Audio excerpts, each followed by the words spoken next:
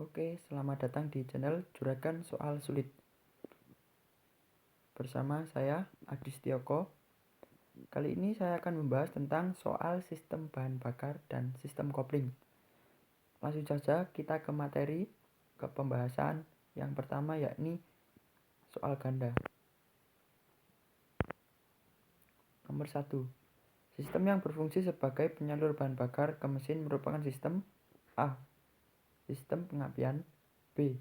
Sistem pengisian, C. Sistem bahan bakar, D. Sistem kelistrikan, dan E.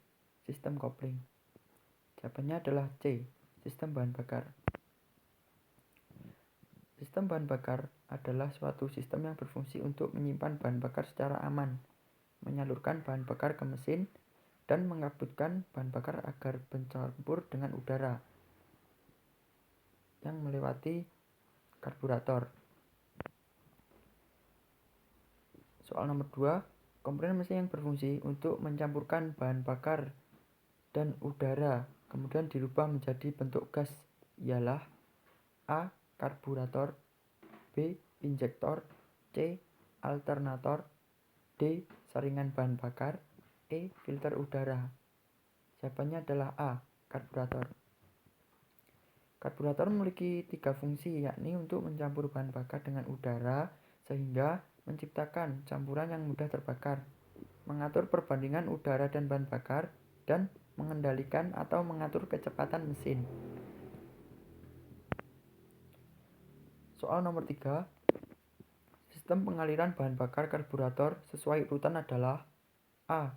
Karburator, kran bensin, tangki, B. Tangki, kran bahan bakar, saringan bahan bakar, karburator, ruang bakar. Yang C. Tangki, karburator, kran bahan bakar, saringan bahan bakar, ruang bakar mesin. D. Kran bahan bakar, tangki, karburator, saringan bahan bakar. E.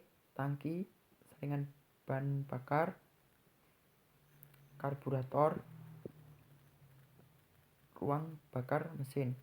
Jawabannya adalah B. Bahan bakar ditampung di tangki bahan bakar akan menuju pada kran bahan bakar, kemudian disaring melalui saringan bahan bakar yang diteruskan ke karburator,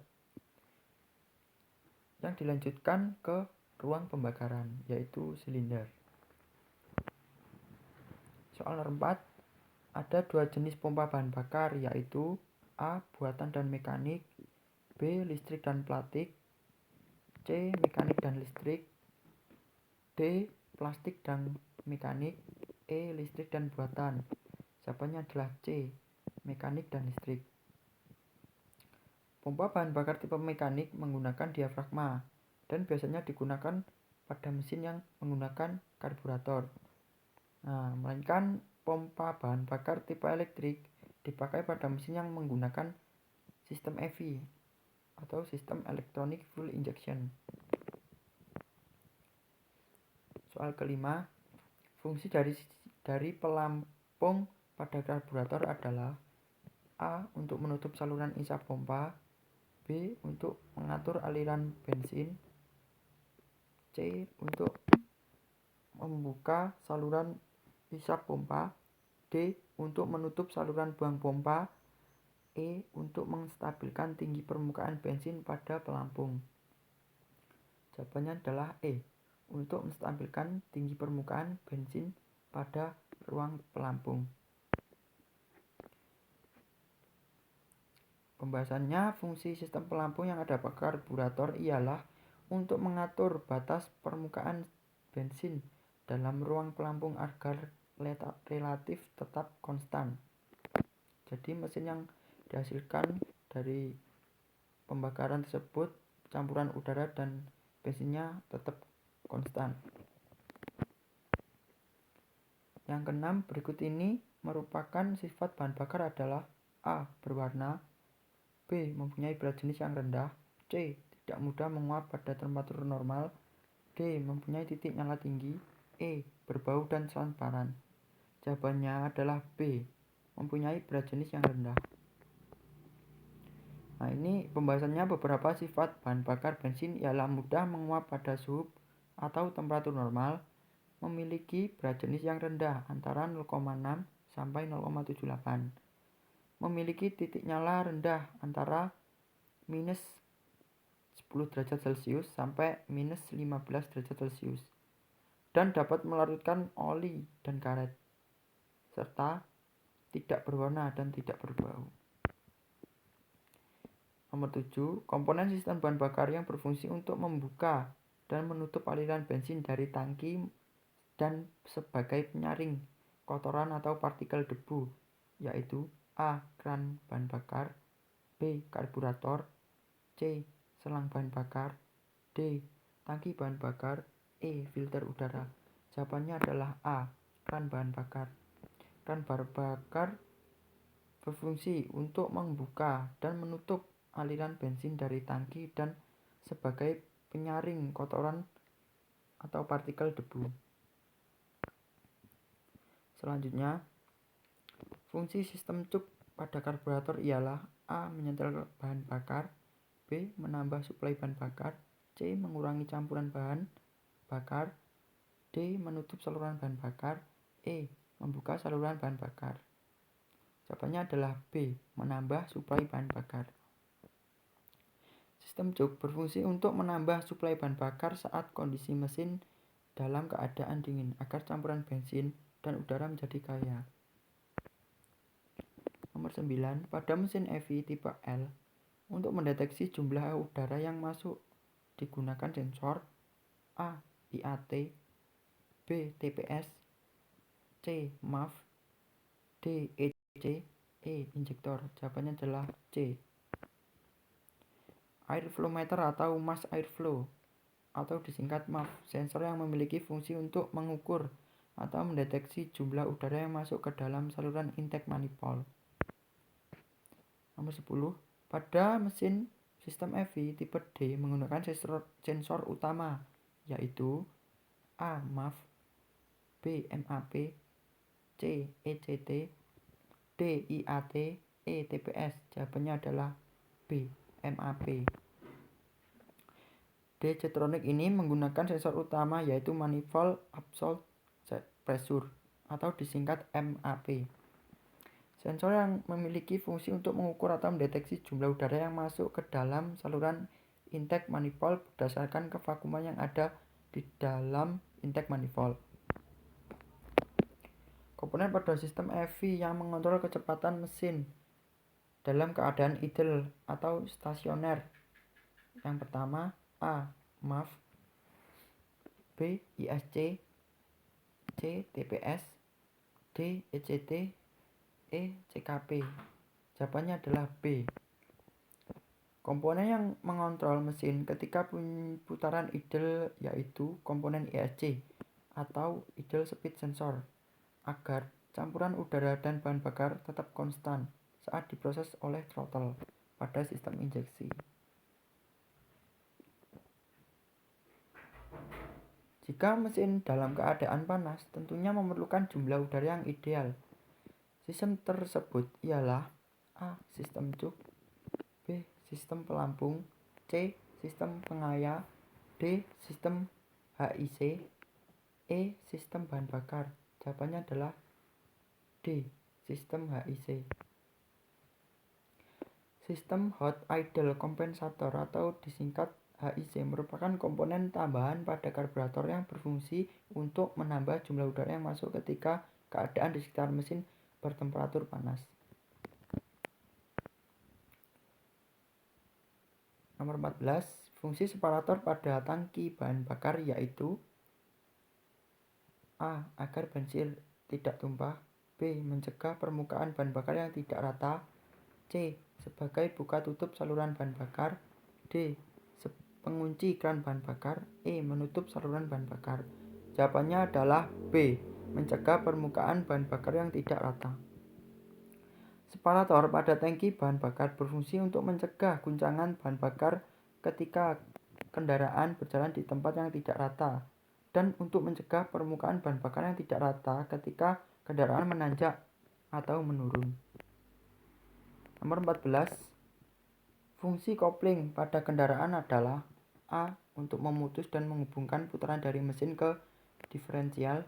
B. Untuk memutus dan menghubungkan putaran dari transmisi ke mesin. C. Untuk memutus dan menghubungkan putaran dari transmisi ke diferensial. D. Untuk memutus dan menghubungkan putaran dari mesin ke transmisi. E. Untuk memutus dan menghubungkan putaran dari mesin dari transmisi ke roda. Jawabannya adalah D. Untuk memutus dan menghubungkan putaran dari mesin ke transmisi. Nah, untuk fungsi kopling kendaraan sendiri yaitu untuk menghubungkan dan memutuskan putaran dari mesin ke transmisi dengan lembut tanpa terjadinya slip. 15. Apakah fungsi dari release fork pada sistem kopling? A. Untuk menekan dan membebaskan plat kopling. B. Untuk menekan dan membebaskan plat menekan. C. Untuk menekan dan membebaskan rilis bearing. D. Untuk menekan dan membebaskan putaran flywheel. E. Untuk menekan dan membebaskan clutch cover. Jawabannya adalah C. Untuk menekan dan membebaskan rilis bearing. Garpu pembebas atau release fork berfungsi untuk menekan rilis bearing untuk membebaskan hubungan antara mesin dan transmisi. Nomor 16. Unit kopling dengan bidang gesek, piringan atau disk tidak terendam cairan atau minyak dan bahkan tidak boleh ada cairan atau minyak yang pada piringan dan disk adalah A. Kopling mekanis, B. Kopling hidrolis, C. Kopling kering, D. Kopling basah, E. Kopling sentrifugal. Jawabannya adalah C. Kopling kering. Unit kopling dengan bidang gesek, piringan atau disk tidak terendam cair atau minyak dan bahkan tidak boleh ada cairan yang minyak yang masuk ke dalam piringan untuk mendapatkan penekanan yang kuat saat bergesekan sehingga saat meneruskan daya dan putaran tidak terjadi slip, maka dipasangkan pegas penekan. Nomor 17. Kopling yang cara pemindahan giginya berdasarkan tinggi dan rendahnya putaran mesin disebut A. Kopling otomatis, B. Kopling manual, C. Kopling hidrolik, D. Kopling kerja tunggal, E. Kopling kerja ganda. Jawabannya adalah A. Pembahasannya, kopling otomatis adalah kopling yang cara kerjanya diatur oleh tinggi dan atau rendahnya putaran mesin itu sendiri, di mana pembebasan dilakukan secara otomatis pada saat putaran rendah. Nomor 18.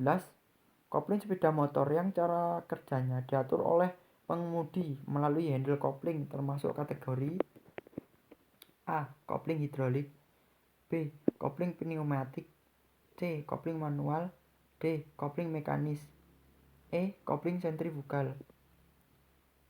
Jawabannya adalah C. Kopling manual. Kopling manual cara kerjanya diatur oleh sebuah tuas yang biasa disebut dengan handle kopling. Dengan cara menarik handle kopling, bisa handle kopling bebas, tidak ditarik, maka plat tekan dan plat gesek dipijet oleh piringan penekan dengan bantuan pegas kopling sehingga tenaga putar dari poros engkol sampai pada roda belakang. Nomor 19. Cara pembebasan kopling manual dengan mendorong dari arah luar disebut tipe A. Outer push type, B. Inner push type, C. Rack and pinion type, D. Outer inner push type, E. Inner pull type. Jawabannya adalah A. Outer push type. Mendorong dari arah luar atau outer push type. Untuk tipe ini, bila handle kopling ditarik maka pressure plate akan ditekan dari luar ke dalam. Karena plat tersebut tertekan, maka plat kopling tersebut akan merenggang dan menjauhi plat penekan. Cara pemasangan kampas kopling dan plat kopling tidak sesuai akan berakibat B.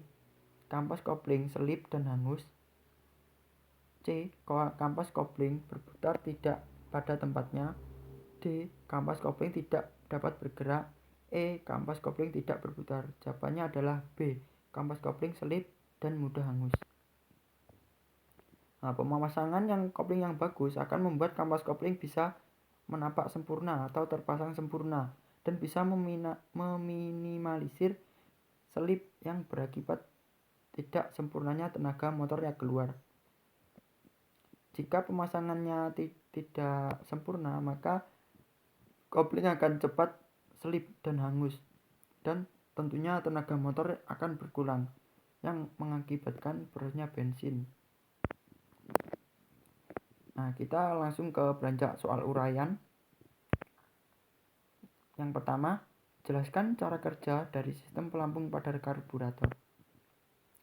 Cara kerja sistem pelampung ketika permukaan bensin berkurang yaitu akan membuat pelampung turun, sehingga katup jarum akan membuka saluran masuk bensin dan membuat bensin masuk ke dalam ruang pelampung. Ketika permukaan bensin sesuai, maka pelampung akan naik dan membuat katup jarum menutup sehingga bensin akan tertahan, tidak bisa mengalir ke dalam ruang pelampung. Soal nomor 2, bagaimana cara kerja ECU ketika terjadi knocking pada mesin? Ketika terjadi knocking pada mesin, maka sensor knocking akan mendeteksinya. Kemudian sensor knocking akan memberitahu ke ECU dengan mengirimkan signal.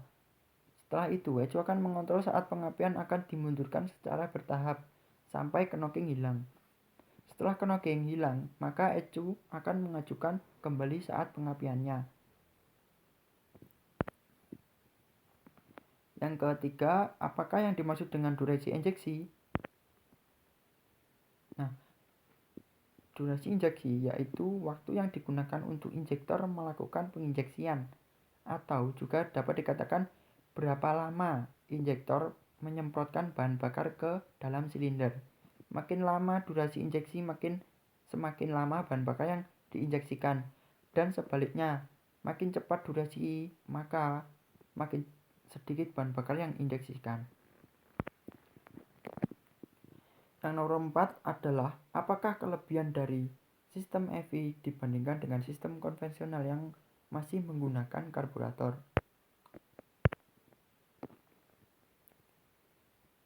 Kelebihan sistem EV dibandingkan karburator adalah campuran bahan bakar dan udara pada sistem EV lebih efisien atau lebih tepat sesuai dengan putaran mesin, sehingga pemakaian bahan bakar lebih ekonomis atau irit.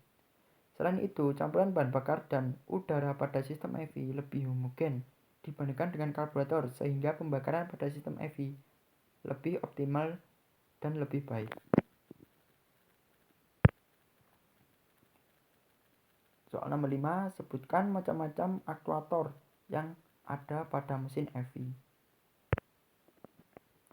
Aktuator pada sistem EV antara lain ESA, Electronic Spark Advance, ISD, Idle Speed Sensor,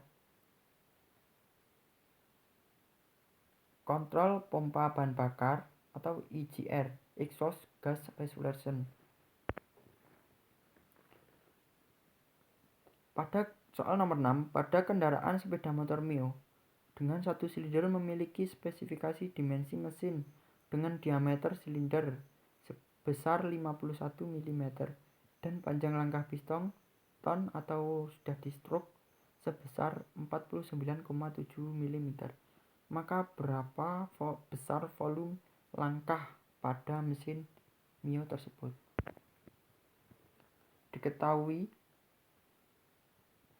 dimensi mesin sebesar 51 mm, langkah piston 49,7 mm, dan banyaknya silinder 1.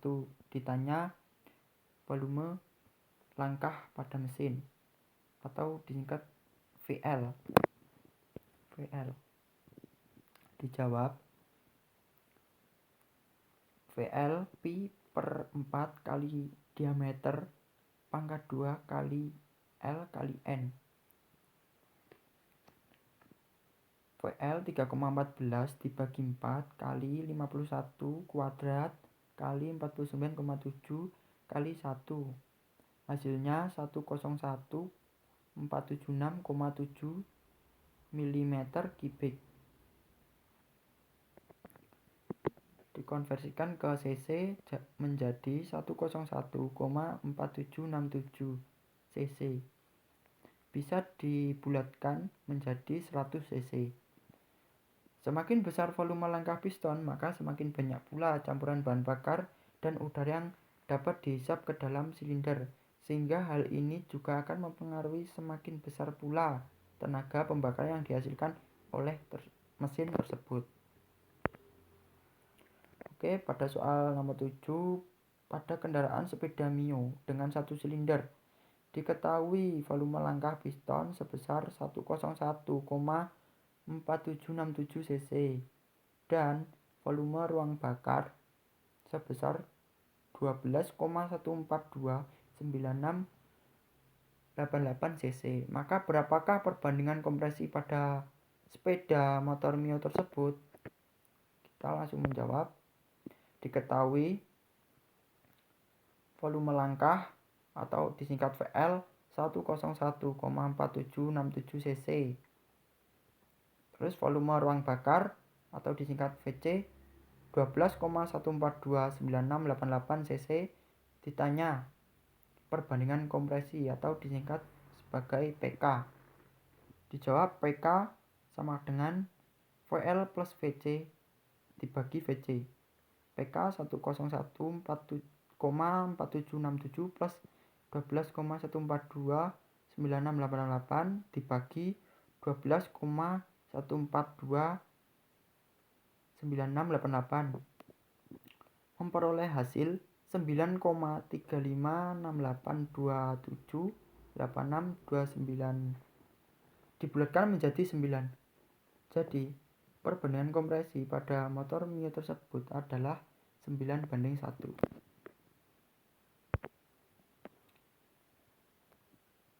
Nah, hitunglah tebal kanvas kopling dengan menggunakan jangka sorong ketelitian 0,02 mm pada gambar di bawah ini.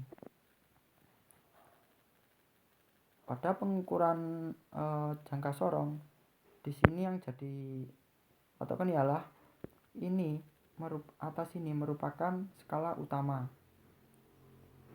Atas ini skala utama. Nah, skala utama ini pada angka 0-nya berdekatan dengan angka 3. 3 setelah skala nonius ini akan dibaca dengan 3 mili. Nah, ini yang bawah ini skala nonius. Skala noniusnya terbaca yang lurus dengan skala utama. Nah, kemudian yang lurus kita cari. Nah, ini ketemu di sini 0,76 mm. Jadinya skala utama yang atas ini sama skala nonius yang bawah dijumlah memperoleh hasil 3,76 mm.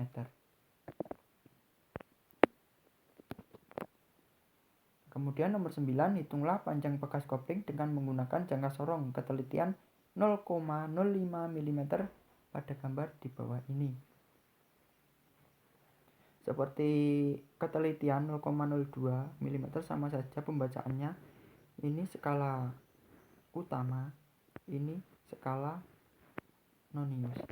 Pada skala utama terbaca 29,00 mm. Ini walaupun mendekati 3 tapi itu sebelum 3, jadinya ditulis 29, mm. Skala noniusnya ketemu 0,85 mm yang lurus dengan skala utama yang memperoleh hasil 29,85 mm. Oke, yang terakhir nomor 10, apakah fungsi katup selenoid pada karburator? Katup selenoid pada karburator berfungsi untuk menghindari terjadinya diseliling, yaitu keadaan di mana mesin masih menyala beberapa saat ketika kunci kontak diputar ke posisi off atau katup solenoid berfungsi menutup aliran bahan bakar di dalam karburator agar tidak mengalir ke ruang bakar ketika kunci kontak off. Sekian materi dari saya tentang sistem bahan bakar dan sistem kopling. Semoga bermanfaat bagi kalian semua yang menonton ini. Selamat atas apresiasinya sudah menonton, dan jangan lupa like, subscribe, komen di Juragan Soal Sulit. Sampai bertemu kembali.